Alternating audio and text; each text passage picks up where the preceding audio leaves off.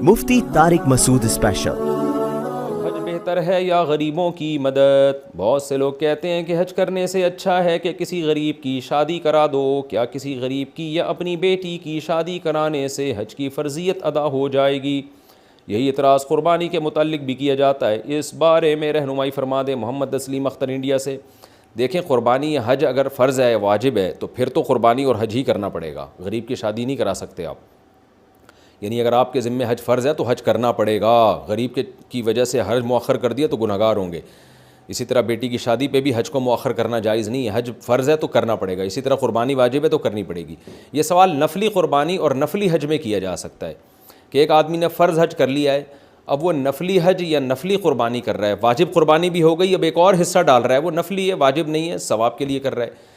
तो उसके लिए गरीब की मदद ज़्यादा बेहतर है या क़ुरबानी ज़्यादा बेहतर है, या गरीब की मदद ज़्यादा बेहतर है या नफली हज ज़्यादा बेहतर है? तो देखें, इसमें लोगों के हालात मुख्तलिफ होते हैं। एक नौइयत की इबादत का मुकाबला आप दूसरी नौइयत की इबादत से नहीं कर सकते। हज की अलग फ़जीलत है, सदक़ात व खैरात की अलग फ़जीलत है। सदक़ात व खैरात के लिए पूरा साल, पूरी ज़िंदगी पड़ी हुई है। हज और क़ुरबानी के अय्याम मखसूस हैं, ये अय्याम निकल गए तो दोबारा नहीं होगा। तो इसलिए अगर कोई शख्स ऐसा है, गरीब है, और उससे सदक़ात व खैरात नहीं होते, और फ़र्ज़ हज भी उसने अदा कर लिया है या वाजिब क़ुरबानी भी हो गई है उसकी, और वो गरीब है, पूरे साल उसके लिए सदक़ात व खैरात करना बहुत मुश्किल है।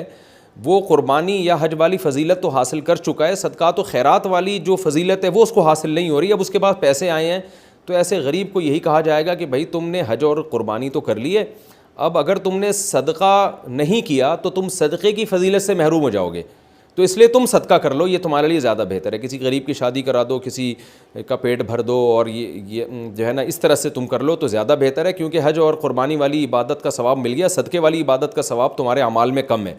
लेकिन अगर कोई मालदार है, पूरे साल सदका खैरात करता रहता है, तो उसको यही मशवरा दिया जाएगा कि भाई सदक़ात व खैरात के लिए तो पूरा साल पड़ा हुआ है, ये क़ुरबानी और हज की फ़जीलत तुम्हें पूरे साल में दोबारा हासिल नहीं हो सकती, और ये एक अलग नौइयत की फ़जीलत है, इसके अलग सवाब हैं, इसके अलग बरक़ात हैं।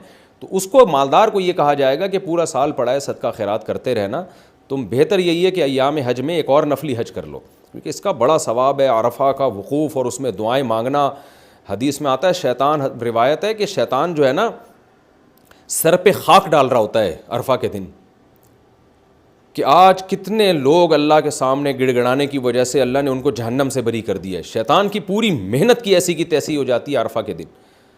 तो इतनी बड़ी फ़जीलत है तवाफ़ ज़ियारत और अरफ़ा का वक़ूफ़ एहराम की हालत में। क्या अल्लाह के आशिकान का एक हुजूम होता है, दीवानों का एक हुजूम होता है। तो इसलिए अगर किसी को अल्लाह ने बहुत ज़्यादा माली वसअत दी है, वो हज भी कर सकता है, सदक़ात व खैरात भी कर सकता है, तो अय्याम हज में बेहतर है एक और हज कर ले। वो इसकी ज़िंदगी पे बड़े अच्छे असरात पड़ते हैं। और नबी सल्लल्लाहु अलैहि वसल्लम ने फरमाया, हज मबरूर जो है, उस हज करने के बाद इंसान ऐसे हो जाता है, ऐसे गुनाहों से पाक साफ़, जैसे आज उसकी माँ ने उसको जनाओ। तो तौबा भी करे, ऐसा ना हो कि सिर्फ हज पर इक्तिफ़ा करे, तो ज़िंदगियाँ बदल जाती हैं।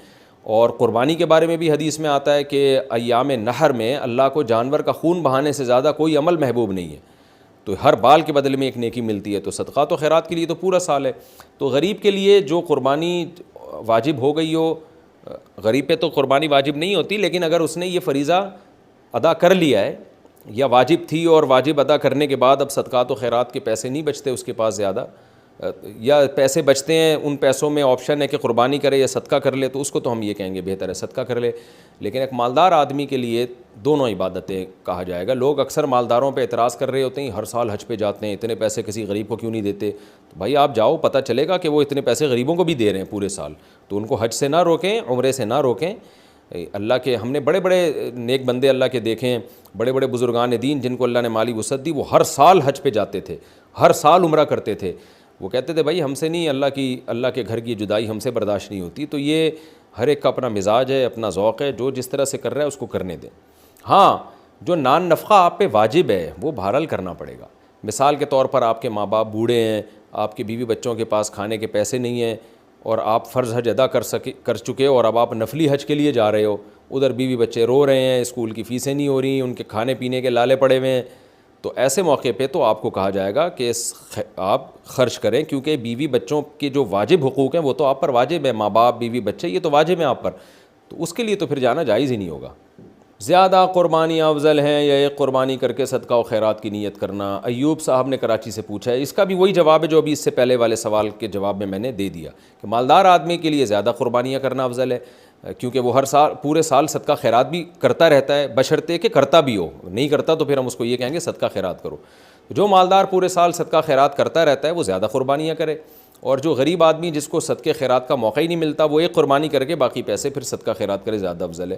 ویسے بھی قربانی میں صدقہ اور قربانی دونوں جمع بھی ہو جاتے ہیں. آپ جانور ذبح کریں، قربانی بھی ہو جائے گی، وہ گوشت سارا غریب کو صدقہ کر دیں تو ڈبل کام ہو گیا بھائی.